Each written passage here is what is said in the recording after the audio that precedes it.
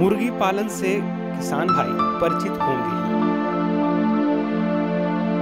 जिस तरह से बाजार में मुर्गियों की मांग बढ़ रही है, ठीक उसी रफ्तार से मुर्गी पालन का व्यवसाय भी दिन दुनी और रात चौगनी के रफ्तार से बढ़ोतरी हो रही है।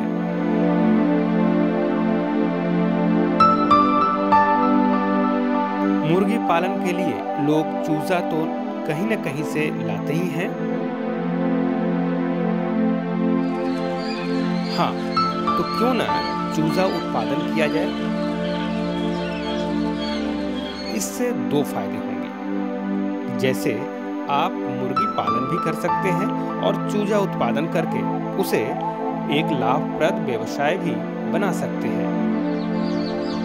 दरअसल चूजा दो तरह से उत्पादन किया जाता है, एक तो प्राकृतिक तरीके से और दूसरा अप्राकृतिक तरीके,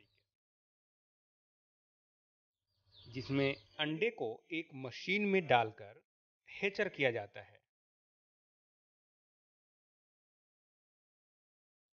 जिसमें से चूजा प्राप्त किया जाता है और उसी घर को हैचरी कहा जाता है।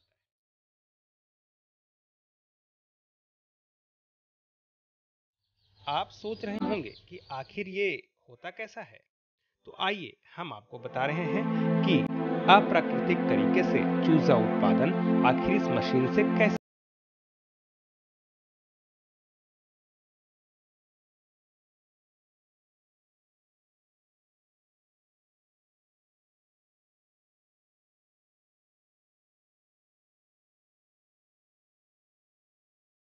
फिर सारे अंडे को बारी बारी से देखा जाता है कि कौन सा अंडा निषेचित है और कौन सा अंडा अनिषेचित। अब आप पूछ सकते हैं कि निषेचित और अनिषेचित क्या होता है।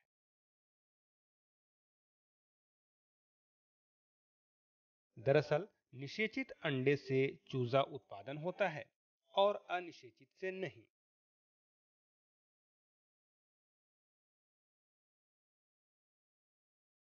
और फिर निषेचित अंडे को अलग कर लिया जाता है। अब आप सोच रहे होंगे कि निषेचित अंडे का पहचान कैसे कर सकते हैं।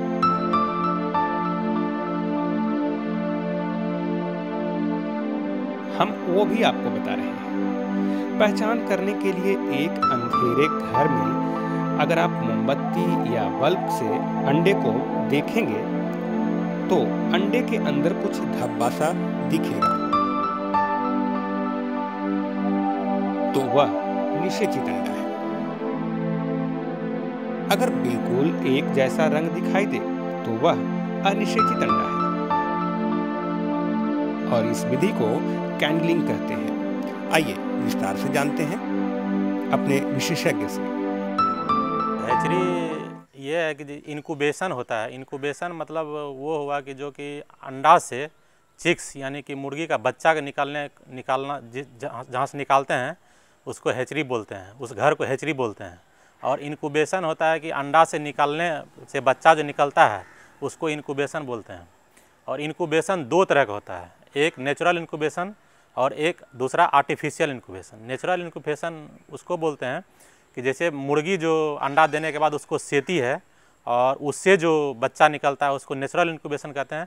और आर्टिफिशियल इनक्यूबेशन वो हुआ कि जो कि हमने मशीन सेट किया और उसमें हमने अंडा डाला और उससे बच्चा जो निकलता है उसको हम लोग आर्टिफिशियल इनक्यूबेशन बोलते हैं। तो इसमें दोनों का अलग अलग सुविधा और लाभ और हानि है।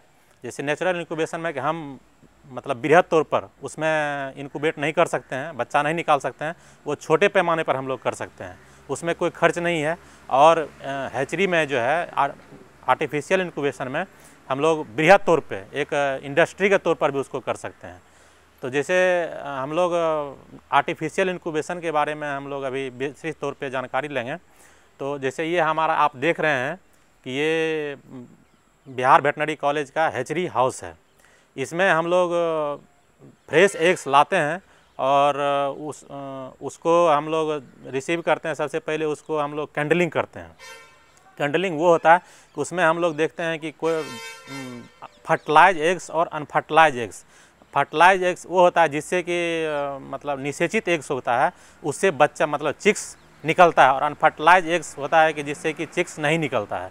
तो दोनों को हम लोग सेपरेट कर लेते हैं, और फर्टिलाइज्ड एग्स मोस्टली तौर पे ही हम लोग इनक्यूबेटर में डालते हैं। तो सबसे पहले प्रोसेस में हम लोग करते हैं कि फ्रेश एग्स ला करके हम लोग उसको कैंडलिंग करते हैं, उसके बाद उसको हम लोग क्लीनिंग करते हैं। क्लीनिंग करके 8 रोज 10 रोज तक स्टोर करते हैं एग्स को।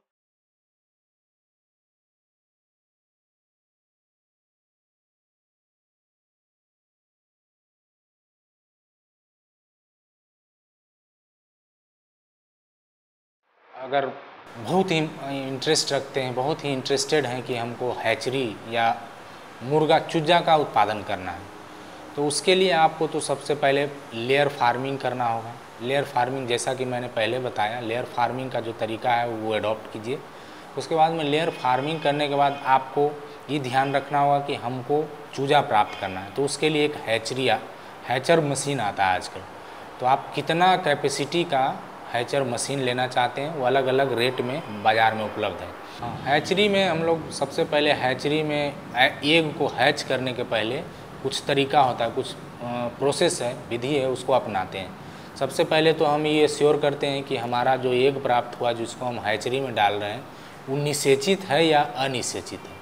तो उसको भी जांचने का, कभी कभी ऐसा होता है कि निषेचित अनिषेचित भी मिल जाता है, एक दूसरे में मिल गया बाय चांस किसी तरह, तो उसको भी एक जांचने का तरीका है।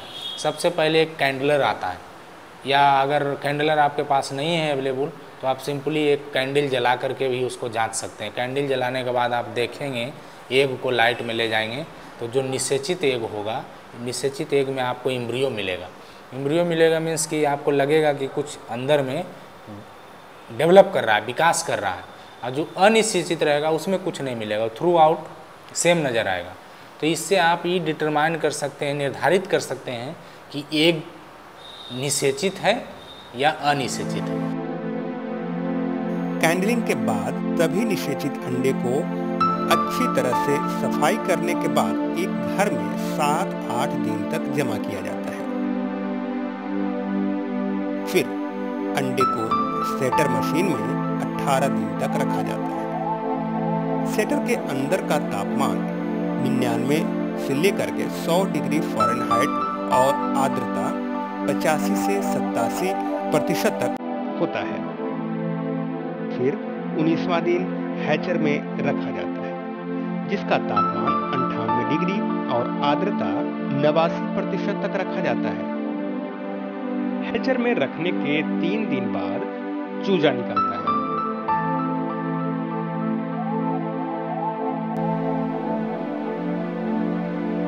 चूजे को उस दिन हैचर में ही रहने दिया जाता है, क्योंकि चूजे अच्छी तरह से सूख जाएं।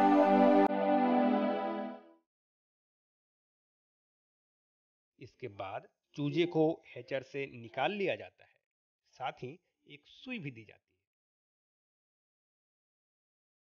और उसके बाद एग्स को हम लोग 2 पार्ट में, जैसे इनक्यूबेटर है उसका 2 पार्ट है। जैसे मुर्गी का इनक्यूबेशन पीरियड जो होता है, जो इनक्यूबेशन पीरियड उसको बोलते हैं कि जो कि अंडा से बच्चा निकलने के पीरियड, मतलब जो उसको नॉर्मल टेम्परेचर और ह्यूमिडिटी देते हैं तो निकलने के पीरियड को इनक्यूबेशन पीरियड बोलते हैं।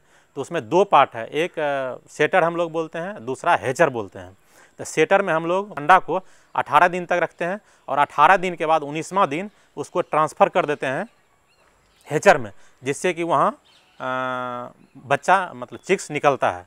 इसमें जैसे सेटर का एक अलग टेम्परेचर और ह्यूमिडिटी होता है। जैसे सेटर का ह्यूमिडिटी 85 to 87 के अप्रॉक्स रहता है, और इसका टेम्परेचर 99.5 डिग्री फ़ारेनहाइट रहता है।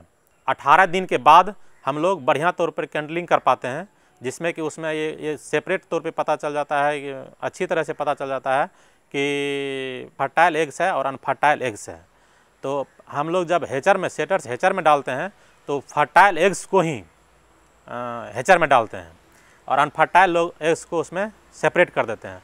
और उसके बाद 3 दिन के बाद उससे चिक्स निकलता है, और चिक्स निकलने के बाद उसको 24 आवर के लिए उसको सूखने के लिए छोड़ देते हैं हैचर में, जिससे कि वो फ्रेश हो जाता है चिक्स।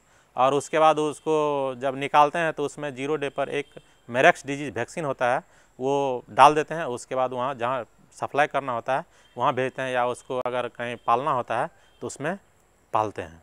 और इसमें जैसे कि हमने अभी बताया कि सेटर का जो ये टोटली जो है सेटर और हेचर टोटली ऑटोमेटिक मशीन है, ऑटोमेटिक मशीन है, सब कुछ ऑटोमेटिक कंट्रोल है इसमें। और इसमें जैसा कि हमने बताया कि इसमें टेम्परेचर 99.5 डिग्री फ़ारेनहाइट होता है और ह्यूमिडिटी 85 to 87% होता है। और उसी तरह हेचर में टेम्परेचर होता है 98 डिग्री फ़ारेनहाइट और ह्यूमिडिटी इसमें मतलब 88 to 89 हम लोग मेंटेन करते हैं। और इस तरह से हम लोग जब देखते हैं तो फर्टाइल एग से भी अप टू 90% से भी ज़्यादा हम लोग चिक्स इससे निकालते हैं। और अगर आप आर्टिफिशियल मेथड नेचुरल मेथड में जाइएगा तो उससे कम अमाउंट में चिक्स निकलता है। तो अगर इस तरह से हम लोग साइंटिफिक विधि से अगर हम लोग हैचरी को मेंटेन करें और इससे निकालें तो ये हमारा एक प्रॉफिटेबल बिजनेस हो सकता है।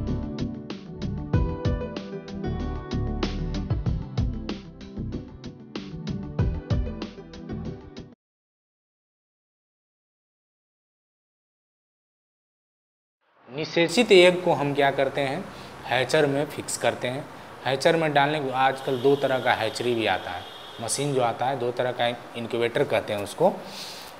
उसमें 2 तरह का आता है, एक होता है मैनुअल, एक ऑटोमेटिक होता है।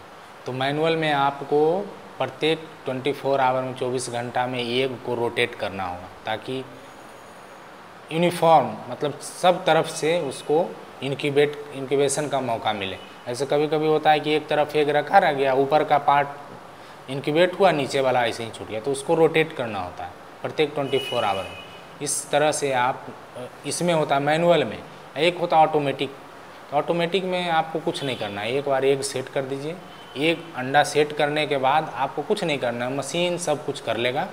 और उसको जब टाइम पूरा होगा तो एग को हैच करेगा, हैच करने के बाद आपको चूजा प्राप्त होगा। तो किसान भाइयों, है ना ये फायदे का व्यवसाय।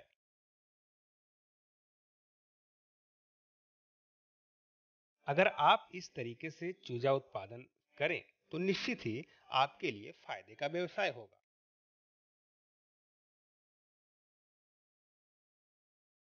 और आप दिन दोगुनी और रात चौगुनी की अपनी तरक्की कर सकते हैं।